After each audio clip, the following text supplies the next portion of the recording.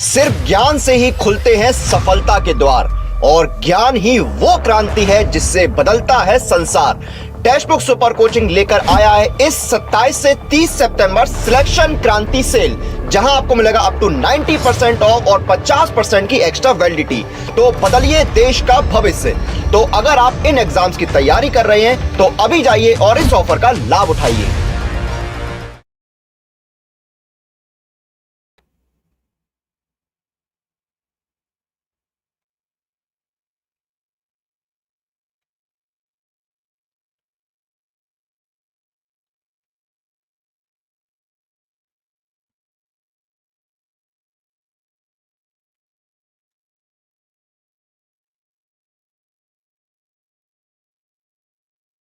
सिर्फ ज्ञान से ही खुलते हैं सफलता के द्वार और ज्ञान ही वो क्रांति है जिससे बदलता है संसार। टेक्स्ट बुक सुपर कोचिंग लेकर आया है इस 27 से 30 सितंबर सिलेक्शन क्रांति सेल, जहां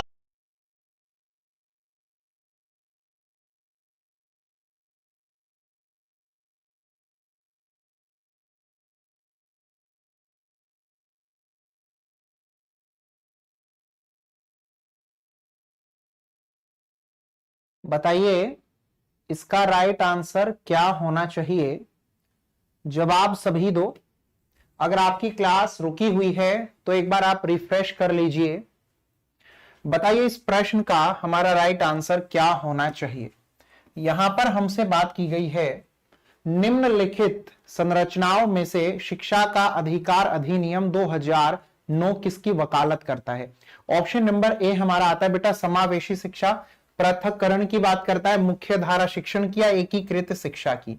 जब शिक्षा का अधिकार अधिनियम 2009 हमारा आया था तो इसी वक्त 2009 में ही इंक्लूसिव एजुकेशन का कॉन्सेप्ट भी आया था। ऑप्शन ए हमारा बिल्कुल सही होगा। और जो समावेशी शिक्षा है ये 2009 में जब आई तो इसने कौन सी शिक्षा का स्थान लिया था। तब आप जवाब देंगे कि इससे पहले एकीकृत शिक्षा कार्य करती थी जो कि 1974 में आई थी। एकीकृत शिक्षा को खत्म करके इंक्लूसिव एजुकेशन हमारे देश में शुरू हुई थी।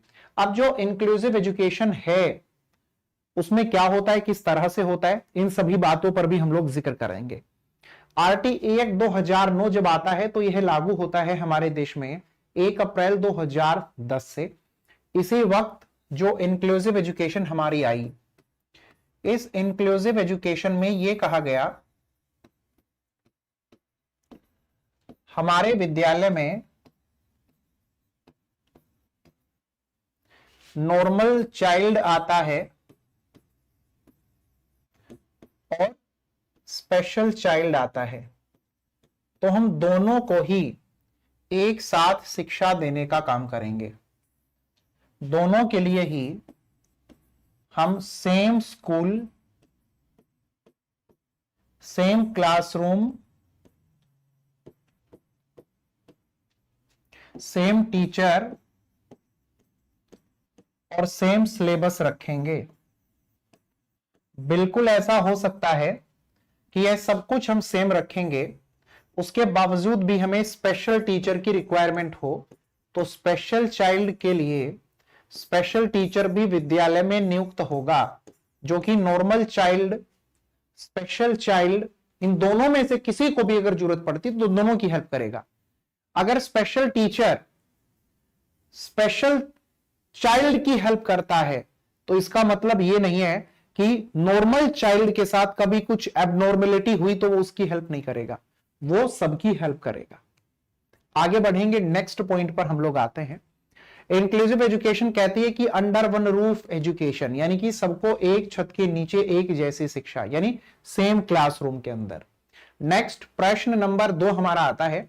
इसमें आप बेटा देखेंगे डैश यह विचारधारा है कि सभी बच्चों को एक नियमित विद्यालय के अंदर व्यवस्था में समान शिक्षा प्राप्त करने का अधिकार हो। जस्ट ये बात मैंने आप लोगों को भी समझाई थी।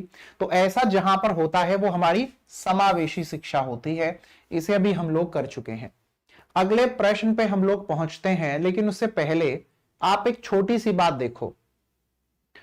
इंक्लूसिव एजुकेशन हमारी भले ही 2009 में आ चुकी है, लेकिन 2009 से लेकर के आज 2023 तक क्या हम ये मान सकते हैं कि इंक्लूसिव एजुकेशन पूरी तरह से हमारे देश में लागू हो चुकी है? नहीं हो पाई है। आज भी बहुत सारे ऐसे विद्यालय हैं जहां पर कमी है, आज भी ऐसी बहुत सारी जगहें हैं जहां पर कमी है इंक्लूसिव एजुकेशन की। इंक्लूसिव एजुकेशन सिर्फ विद्यालय तक सीमित नहीं है, इंक्लूजन का कॉन्सेप्ट हम लोगों को हर जगह देखने को मिलता है। जैसे आज आप लोग मॉल में जाते होंगे शॉपिंग करने के लिए, तो वहां पर आपको हर जगह पर रैंप देखने को मिलते होंगे। आपको जो वहां पर वॉशरूम होते हैं, टॉयलेट्स होते हैं, वो भी जो स्पेशल चाइल्ड होते हैं उनके अकॉर्डिंग बने हुए दिखते होंगे। अभी हमारी जो ट्रांसपोर्ट की सर्विसेज होती हैं वहां पर भी आपको स्पेशल चाइल्ड के लिए अलग से व्यवस्थाएं बनी हुई दिखती होंगी। जैसे कि मैं दिल्ली में रहता हूं, तो दिल्ली में डीटीसी चलती हैं, दिल्ली ट्रांसपोर्ट कॉरपोरेशन काम करता है, तो उसकी जितनी बसें चलती हैं उन बसों के अंदर अलग से स्पेशल चाइल्ड के बैठने की व्यवस्था होती है, उनकी व्हील चेयर खड़े करने की, रखने की व्यवस्था होती है, और वो उस बस के अंदर आसानी से चढ़ सकें। लो फ्लोर बस बन गई हैं और बस के अंदर जाने के लिए ना रैंप भी लगाया जाता है, इसकी भी व्यवस्था होती है। ये चीजें देखने में बड़ी अच्छी लगती हैं, लेकिन कुछ जगहों पर आज भी ऐसा होता है, मैंने खुद होते हुए देखा है कि कुछ स्पेशल एबिलिटीज वाले जो ये बच्चे होते हैं ये खड़े रह जाते हैं बस स्टैंड पर, ड्राइवर बस नहीं रोकता है कि कौन बस को रोकेगा। उनकी सोच होती है कौन फिर उस रैंप को एडजस्ट करेगा, फिर इनको ऊपर चढ़ाएगा, फिर इनको बैठने की व्यवस्था करेगा, फिर रैंप को अंदर रखेगा, फिर बस को हम चलाएंगे। इतनी देर में तो हम 2 किलोमीटर आगे चले जाएंगे। ये हकीकत हमारे देश की ग्राउंड लेवल की मैं आपको बता रहा हूं। तो लोगों को अपनी सोच को बदलना पड़ेगा। इंक्लूजन का कॉन्सेप्ट तभी कामयाब हो सकता है जब सोशल लेवल पर इसके लिए कार्य किए जाएंगे, जब देश का हर एक नागरिक यह अपनी जिम्मेदारी लेगा कि इंक्लूसिवनेस को बढ़ाने की जिम्मेदारी न केवल सरकार की, न केवल अलग अलग विभागों की, बल्कि ये मेरी अपनी खुद की जिम्मेदारी है। जब इस तरह की सोच आ जाएगी तभी आप लोग मानिए सही तरह से इंक्लूजन हो सकेगा, नहीं तो कितनी भी किताबें पढ़ाते रहो उसका बहुत ज्यादा फायदा नहीं होगा। प्रश्न अगला हम लोगों से कहता है, एक शिक्षक को चाहिए कि अब कल को जब आप लोग शिक्षक बन जाओगे तो आप लोगों को क्या करना चाहिए कि आपके विद्यालय के अंदर जो बच्चे किसी विशेष समुदाय से आते हैं सिर्फ आप उनको बढ़ावा दोगे। अब देखो बीके सुगंधा बतला रही हैं, यस सर, बट मेरे स्कूल में नहीं है सर। नहीं, आप लोगों को सिर्फ विशेष बच्चों को ही, विशेष संस्कृति समुदाय के बच्चों को बढ़ावा नहीं देना होता, एकदम गलत बात होती है। अब ये जो पहला पॉइंट हम लोगों ने यहां पर देखा, मैं ऑनलाइन खुल्लम खुल्ला इस बात को आप लोगों के सामने कह रहा हूं। दिल्ली में मैं रहता हूं,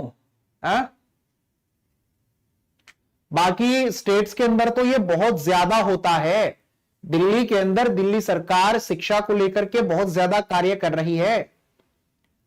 विद्यालयों के अंदर सभी की बात नहीं कर रहा हूं मैं, कुछ स्पेसिफिक की बात कर रहा हूं जिनको मैंने देखा है, सुना है और होते हुए मैंने पाया भी है। दिल्ली के अंदर भी और बाकी जगहों पर तो होते होंगे ऐसे विद्यालय हैं कि उस विद्यालय की कमान अगर किसी विशेष जाति के व्यक्ति के हाथ में आ चली है, हेड ऑफ स्कूल जो है किसी विशेष जाति का कोई व्यक्ति बना हुआ है, तो वो स्पेसिफिक अपनी उस समुदाय, संस्कृति, जाति के लोगों को ज्यादा महत्व देता मिलता है और बाकी जो संस्कृति है, बाकी जो समुदाय है, बाकी जो जाति है, जो बाकी धर्म है, उनके साथ में भेदभाव और पक्षपात करता हुआ मिलता है। मैं जिस विद्यालय में पढ़ा था, मैं अपनी बता रहा हूं, 11वीं 12वीं मैंने सरकारी स्कूल से की थी। 2011 में मेरी 12वीं कक्षा पास हुई थी। खुद मैंने वहां पर यह चीज फील करी थी कि जो प्रिंसिपल था विद्यालय का, वो अपनी किसी विशेष संस्कृति से संबंधित, अपने जिस विशेष समुदाय से वो था, उससे स्पेसिफिक चीजों को ज्यादा बढ़ावा दिया करता था और बाकी जो चीजें हैं उन पर फोकस नहीं करता था। वहां पर विद्यालय में मौजूद जो व्यवस्था को जमाने वाले लोग हैं, उनकी सोच के अंदर ये चीजें भरी पड़ी हैं। तो कैसे सुधार हो सकेगा? सुनने में बड़ी अच्छी लगती हैं चीजें, बड़ी अच्छी लगेंगी सुनने में, लेकिन हकीकत तो सबके सामने है। राइट आंसर बेटा इसका हमारा क्या होना चाहिए कि सांस्कृतिक विभिन्नताओं तथा विविधता की अनदेखी करें? बिल्कुल भी नहीं करें। विविधताएं तो हमारे लिए रिसोर्स होती हैं। यह संप्रेषित करें कि वह कक्ष में सभी संस्कृतियों का सम्मान करती है एवं महत्व देती है। बिल्कुल सही बात है। Right answer option number C होगा। और विद्यालयों में जब आप लोग होते हो तो वहीं पर नहीं, बाहर भी कहीं पर भी बच्चों की आपसी तुलना करने से बचें, बल्कि उन बच्चों में कहीं पर कमी आप लोगों को नजर आती है तो उसमें उनका साथ दें। सभी का सम्मान करना है, सबको महत्व देना है। ऑप्शन नंबर सी हमारा सही होगा। प्रश्न नंबर 4 पर हम लोग आते हैं। उससे पहले आपसे पूछना चाहता हूं, हमारी क्लास के अंदर आप लोग कुछ इस तरह से टीचर के रूप में बैठकर के अपना काम कर रहे होते हैं और कुछ बच्चे ऐसे हैंड रेज करते हैं, है ना? और जब वो बच्चे हैंड रेज करते हैं, आपसे कुछ पूछना चाहते हैं, आपको कुछ बताना चाहते हैं, तो आप एक टीचर के तौर पर क्या करोगे? उनको बैठ जा, बाद में पूछना, ऐसे कह दोगे? या फिर कोई बच्चा हैंड रेज कर रहा है तो उसकी बात को सुनोगे कि वो कहना क्या चाहते हैं? आपको हर एक बच्चे की बात को सुनना चाहिए। और अगर आपको लगता है टॉपिक से रिलेवेंट बातें हैं तो आप उस वक्त डिस्कस कर सकते हो। अगर आपको लगता है कि रिलेवेंट नहीं है, यहां पर इन पॉइंट्स पर मुझे बात नहीं करनी है, ठीक नहीं है, तो आप उनको बाद का कोई समय दे सकते हो। लेकिन सुननी सभी बच्चों की चाहिए। आप टीचर के तौर पर वहां पर बैठे हो तो आपकी जिम्मेदारी उन बच्चों के लिए बनती है। आप उन बच्चों के लिए हो, याद रखना। और उन बच्चों के लिए ही आप कुछ नहीं कर रहे होंगे, व्यवस्था आपको सम्मान नहीं दे पाएगी। आगे बढ़ेंगे। पूछा गया हमसे, बच्चे प्रभावी रूप से सीखते हैं जब? हमारी क्लास के अंदर बहुत सारे बच्चे होते हैं। जी बिल्कुल होते हैं। वो प्रभावी रूप से कब सीखते हैं बताएंगे आप लोग एक बार कमेंट करके। वे पाठ्य पुस्तक में दिए गए तथ्यों को याद करते हैं, यानी कि बच्चों को रटवा देना है कि भाई जो ये हमारी पुस्तक है इसके अंदर जो बातें दी गई हैं सिर्फ इनको याद कर लो। याद तो बिना टीचर के भी कर लेंगे, फिर टीचर के बताने की जरूरत ही क्या है। अब ये लोकेश सर जी यहां पर आए हैं, हमारे ईवीएस धमाकेदार पढ़ाते हैं। अगर लोकेश सर ईवीएस समझाए ना, सिर्फ आकर के आप लोगों को एक एक पॉइंट को आकर के रीड करते रहें, पढ़ाते रहें, जैसा अक्सर यूट्यूब पर चलता है। यूट्यूब पर कितने ही ऐसे टीचर हैं जो बहुत सारा कंटेंट तो अपनी पीपीटीज में भर के ले आएंगे और ऐसे अंडरलाइन कर करके, है ना, बोलते रहेंगे, आएंगे पीपीटी को पढ़कर चले जाएंगे, बच्चों को कहेंगे बच्चों पीडीएफ दे दूंगा, पीडीएफ दे दूंगा, पीडीएफ ले लेना, उसको याद कर लेना। अरे टीचर की जरूरत बच्चे को इसलिए होती है ताकि वो बच्चों को समझा सके।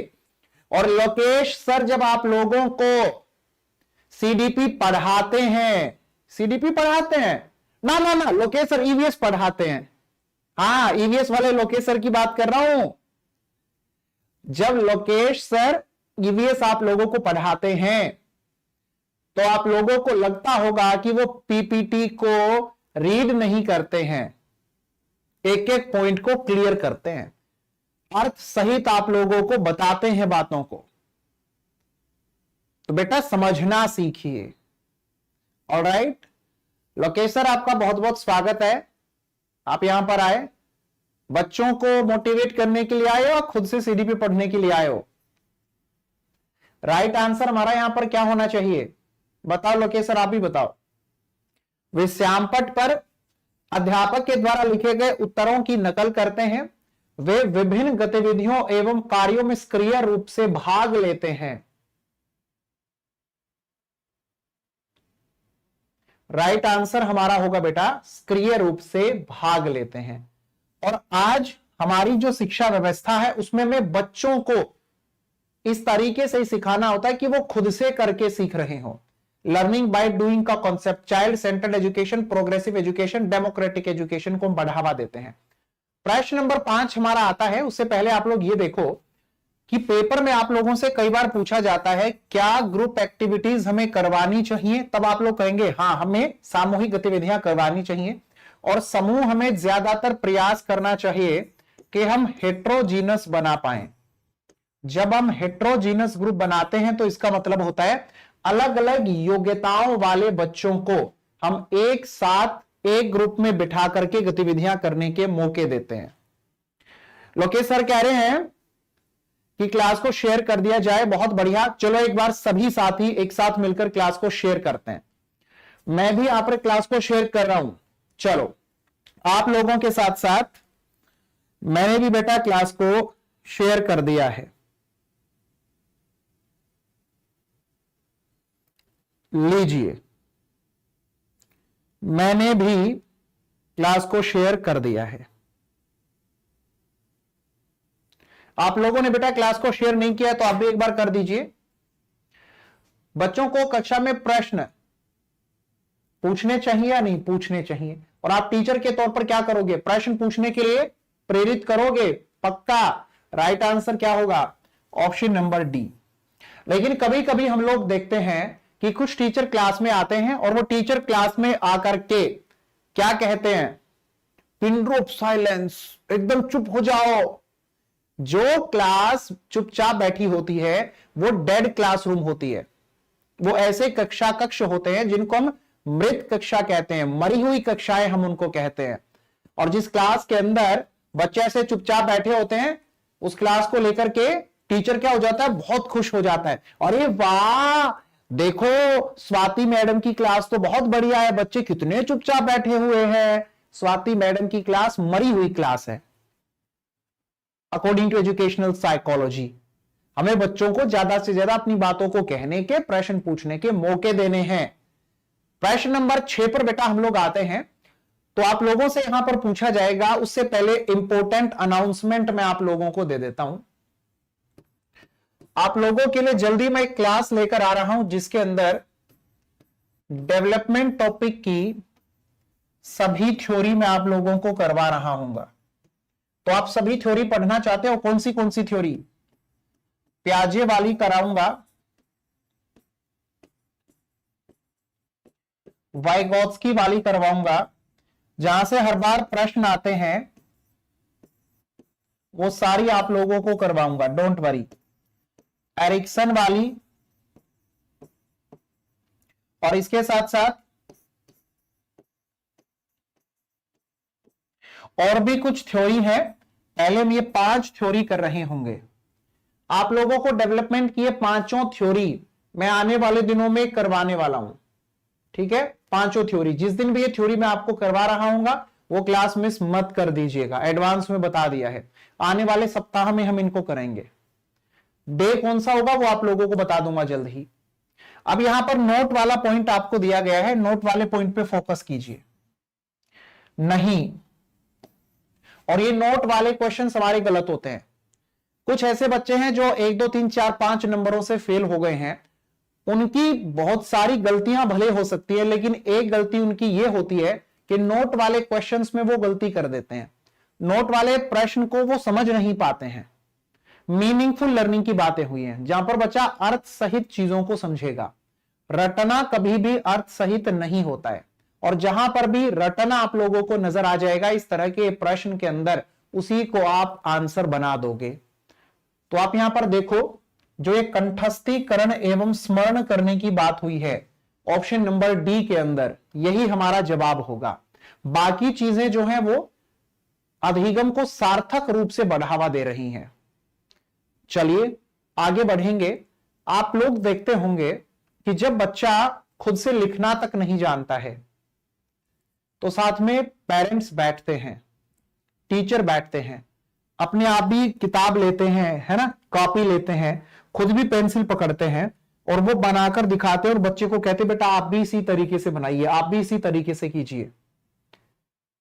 जैसे कि टीचर, जैसे कि हमारे माता पिता बचपन में हम लोगों के पास बैठ बैठ करके हमें सिखाया करते थे। इस वाले सीटेट के अंदर ये 11 बजे वाली क्लास मेरी रुकेगी नहीं, ये लगातार चलेगी और आप लोगों को एक एक टॉपिक ऐसे ही सिखाऊंगा। अब की बार हम लोगों को सीटेट में रिजल्ट को बढ़ाना है। ऑलराइट, इस लेवल तक की मेहनत आप लोगों के साथ मैं करने वाला हूं। एक एक चीज करवाऊंगा पेपर से पहले। स्तंभ का और ख को ध्यान से देखिए। प्रतिभाशाली जो बच्चे होते हैं वो सामान्य बच्चे के मुकाबले जल्दी से सीख लेते हैं। तो डी हमारा इसका आंसर हो सकता है। अधिगम अशक्तता वाले बच्चे फ्लुएंटली पढ़ नहीं पाते हैं, धारा प्रवाह पढ़ने में कमी होती है इन बच्चों को। सृजनात्मक जो बच्चा होता है वो ओरिजिनल सॉल्यूशन के बारे में सोचता है, ऑप्शन बी होगा। अवधान कमी अति सक्रियता व्यक्तिक्रम यानी एडीएचडी, ज्यादा गुस्सा आता है, जल्दी से विचलित हो जाते हैं और एक जगह पर फोकस करके नहीं रख पाते हैं। राइट आंसर क्या होगा? Option number C. अब इसमें ये 4 ऑप्शन आपको दिए गए हैं, मैंने तो सोल्व भी कर दिया आप लोगों के सामने, इंग्लिश में देख लो। चलो, एडीएचडी की फुल फॉर्म आपको पता होनी चाहिए, आपसे पूछी जा सकती है। Attention deficit hyper activity disorder. Activity होगा, वो कई बार सिर्फ एक्टिव लिखकर छोड़ देता है, यही गलतियां हो जाती हैं कई बार हमसे। ऑप्शन नंबर ए आपका बिल्कुल सही है। एडीएचडी जिसको रहता है, आप लोग देखोगे उनको लेकर के कि एंजाइटी और डिप्रेशन आप लोगों को उनके अंदर मिलता है। लर्निंग डिसऑर्डर ये हमारा कहलाता है। उनके बिहेवियर में प्रॉब्लम होती है, अपनी पीयर ग्रुप्स को लेकर के वो प्रॉब्लमेटिक होते हैं, ठीक है। इंजरी के चांसेस उनके ज्यादा रहते हैं क्योंकि गुस्सा ज्यादा होता है, इमोशनल बैलेंस करना नहीं जानते हैं, जल्दी से लड़ाई झगड़े कर लेते हैं, किसी को मार पीट देते हैं, अपना भी सिर दीवार में मार लेते हैं, फोड़ लेते हैं खुद को, अपने आप को भी, कहीं पर भी चढ़ जाएंगे, ऊपर से कूद जाएंगे, तो इंजरी उनको होने के ज्यादा चांसेस होते हैं। यानी इमोशनल इंबैलेंस रहता है इनके अंदर। बच्चों की गलतियां, देखो गलतियां तो किसी से भी हो सकती हैं। आपके सीटेट में ये वाला प्रश्न हर बार आपसे पूछा जाता है, तो बार बार अभ्यास करने के लिए कहकर तुरंत सुधार कर देनी चाहिए। बच्चों की अगर कभी गलतियां हो चली हैं, बच्चों ने अगर कभी कोई गलती कर दी है, तो आप उनको क्या कह दोगे? तुरंत।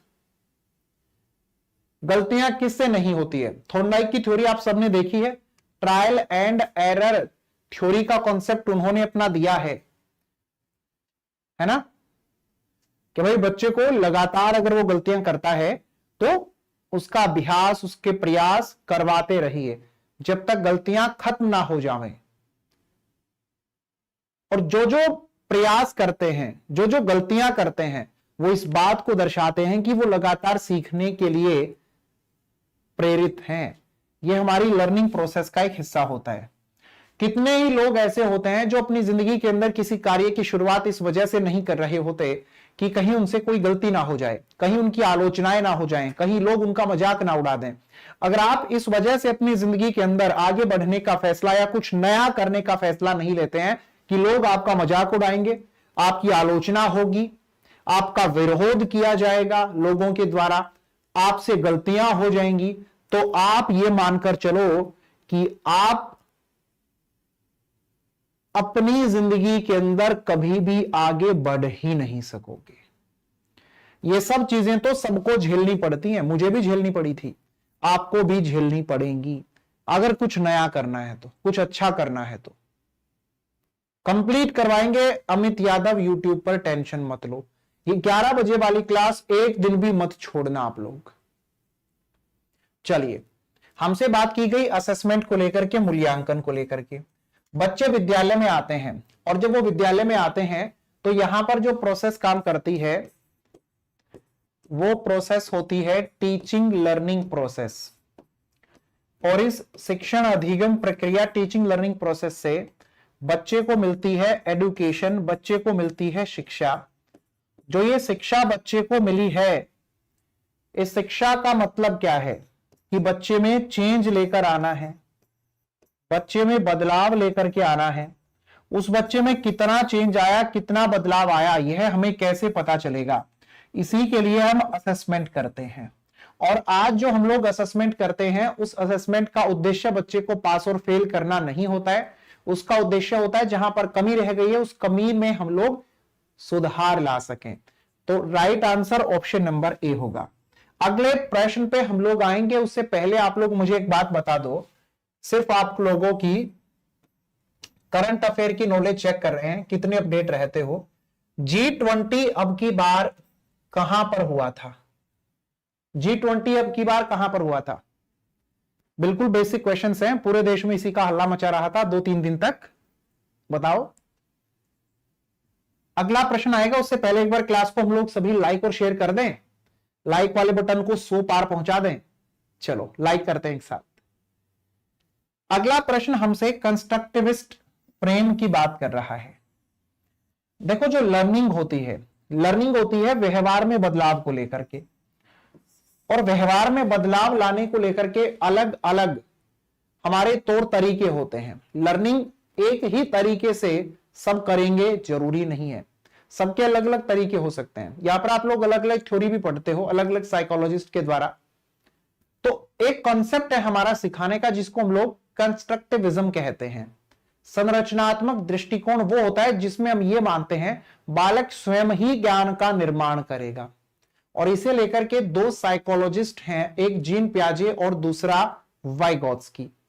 जीन पियाजे जो है वो मानसिक गतिविधियों पर फोकस करते हैं, वो कॉग्निटिविटी पर फोकस करते हैं, और जो वाइगोत्स्की हैं वो सोशल इंटरेक्शन पे फोकस करते हैं। तो बच्चे को हम लोग कंस्ट्रक्टिविज्म के अंदर सक्रिय मानते हैं और ये कहेंगे कि यह एक सामाजिक प्रक्रिया हमारी होती है अकॉर्डिंग टू वाइगोत्स्की। अगला प्रश्न बेटा हमारा आएगा, उससे पहले आप लोग मुझे जल्दी से कमेंट करके ये बता दो कि जो ये कंस्ट्रक्टिविज्म है इसके अंदर जो बालक होगा, जो बच्चा होगा, वह ज्ञान का अर्जन करता है या ज्ञान का निर्माण करता है। इस तरह से आपको ऑप्शन वह देगा, और ऑप्शन नंबर 3 भी आप लोग देख लो, 1+2 यानी दोनों। चौथा ऑप्शन नहीं दे रहा, 3 ही ऑप्शन दे रहा हूं। कंस्ट्रक्टिविज्म का कॉन्सेप्ट इस तरह से अगर दे दिया गया तो ज्ञान का अर्जन नहीं, सिर्फ ज्ञान का निर्माण इसके अंदर करना होगा, और बच्चा खुद से ज्ञान का निर्माण करेगा इसके अंदर। नेक्स्ट क्वेश्चन हमारा आता है, चलिए उसमें हमसे कहा गया जब शिक्षक को विद्यार्थियों एवं उनकी योग्यताओं के बारे में सकारात्मक विश्वास होता है तब विद्यार्थी। कभी कभी आप लोगों को अपने घर में भी, बाहर तो सुनने को मिलता ही है, अपने घर में भी ये सुनने को मिल जाता है, तुझसे ना होगा ओ अमन, तुझसे ना होने वाला ये पेपर पास, बहुत दिन हो गए तुझे। और एक ऐसा शिक्षक आपकी जिंदगी के अंदर है जो आप सभी की बार बार गलती को भी स्वीकार करता है और आप लोगों को यह दर्शाता है कि बेटा आपके अंदर योग्यता है, लेकिन कहीं पर कुछ कमियां हैं, उन कमियों को दूर करने के लिए मैं आपका साथ दूंगा, मैं आप पर विश्वास करता हूं, चाहे पूरी दुनिया आपका साथ ना दे, मैं आपका साथ दूंगा। अगर इस तरीके का भाव कोई आपके अंदर बना करके रखता है तो कैसा महसूस होगा, खुद से अंदाजा लगा लो। 2 एग्जाम्पल मैंने आपको दे दिए। जब कोई ऐसा अपने विद्यार्थियों पर विश्वास बना करके रखे तो इससे बच्चे के अंदर भी उत्सुकता बढ़ती है कि मेरा टीचर है, मुझे सिखाता है, मेरा साथ दे रहा है, मैं करूंगा, मैं कर सकता हूं। Right answer option number D. बहुत बढ़िया, वेरी गुड। एक बार क्लास को लाइक कर दें, लाइक में कंजूसी बहुत करते हो आप लोग। प्रश्न नंबर 12 हमसे यह कहता है एक शिक्षक बच्चों को प्रभावी रूप से समस्या का समाधान करने में सक्षम बनने के लिए किस तरह से प्रोत्साहित कर सकती है। कोई एक शिक्षक है, बच्चों को वो प्रभावी रूप से इफेक्टिवली समस्या का समाधान करना सिखा रही है, तो कैसे प्रोत्साहित कर सकते हैं बताओ।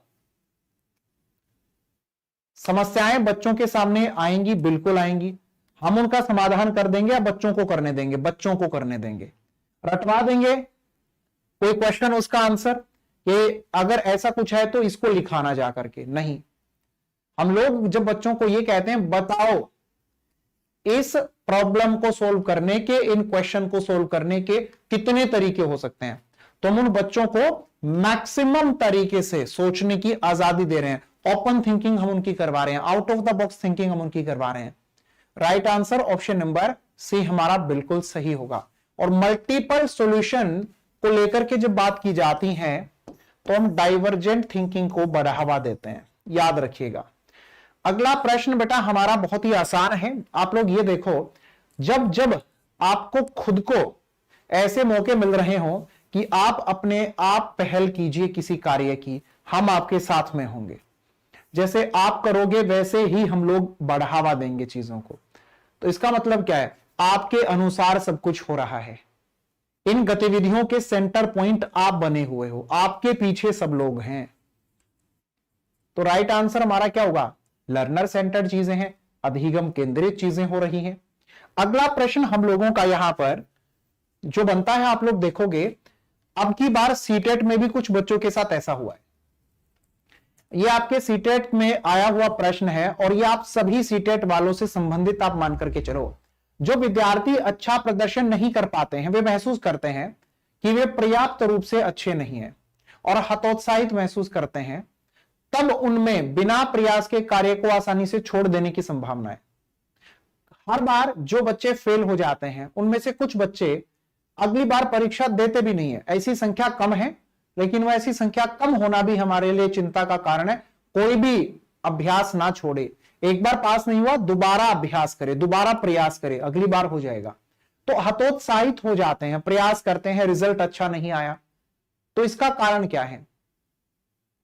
इसका कारण आनुवांशिकता और पर्यावरण नहीं है। इसका कारण हमारा जो बनता है वो बेटा संज्ञान और संवेग, और ये दोनों अलग नहीं है। रिजल्ट अच्छा नहीं आया, हम लोगों को दुख हुआ, उसका प्रभाव हमारी सोच पर पड़ा, मुझसे नहीं हो पाएगा, मैं छोड़ रहा हूं, नहीं मुझे नहीं करना, ऐसे होता है। और आपके पेपर में हर बार आप लोगों से यह पूछा जाता है संज्ञान और संवेग अलग हैं या एक ही होते हैं? देखो होते अलग हैं, बट इंटर रिलेटेड हैं, एक दूसरे से संबंधित है, एक दूसरे से जुड़े हुए हैं। दोनों का एक दूसरे पर प्रभाव होता है। आप लोग ये सुनते हो बहुत बार कि जो प्यार है वो अंधा होता है, कि भाई जो लव है वो ब्लाइंड, लव इज ब्लाइंड। क्यों प्यार अंधा क्यों होता है? उसको समझो एक बार जरा। जो लव है, प्यार है, मोहब्बत है, इश्क है, वो हमारा इमोशन है, और इमोशन जब हमारा हावी होने लगता है तो उसका प्रभाव हमारे संज्ञान यानी कि हमारी थिंकिंग पर होने लगता है। सामने वाला गलत भी करता है तो भी हम उसको एक्सेप्ट करते हैं। क्यों करते हैं? उसी अंधेपन को समझो कि थिंकिंग को भी प्रभावित कर देते हैं हमारे इमोशन, और इसी को मेंटल डिस्टर्बेंस की सिचुएशन कहा जाता है, जब हमारे इमोशन हमारे ऊपर इतने हावी हो जाएं कि वो हमें मेंटली लेवल पर, हमारे थिंकिंग वाले लेवल पर प्रभावित करना शुरू कर दें। तो संज्ञान और संवेग संबंधित हैं, दोनों एक दूसरे को प्रभावित करेंगे। कुछ बच्चों को भाई क्लास का टाइम नहीं पता है, तो आप सभी से मैं रिक्वेस्ट करूंगा, एक बार आप लोग सभी कमेंट कर दो, Ajay sir class 11 AM।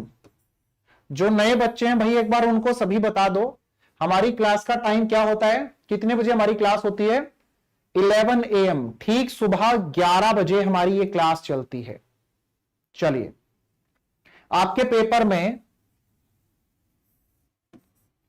Mind related,